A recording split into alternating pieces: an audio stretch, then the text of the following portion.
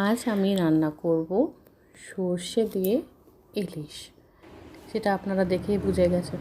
ইলিশ মাছ নেব, সেটাকে ভালো করে ধুয়ে তার মধ্যে নুন হলুদ অ্যাড করব, সুন্দর করে সেটাকে মাখিয়ে রেখে দেব।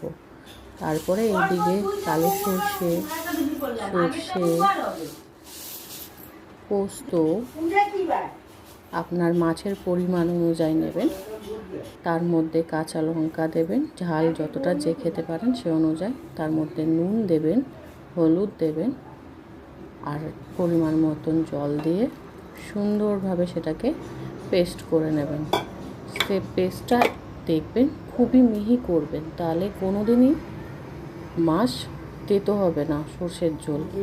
আর এখানে আমি কড়াই গরম করে নিয়েছিলাম, তেলে দিয়েছি, তার মধ্যে কালো জিরে ফোড়ন দিয়েছি। এবার সুন্দর করে মাছগুলোকে ছেড়ে দেবো গুছিয়ে।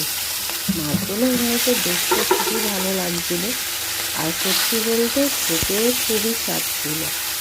আমি তো ডাইট ব্রেকফাস্ট পরে দিয়েছি, তাই আমি আপনাদের জানাতে পারছি যে খুবই স্বাদ ছিল মাছের।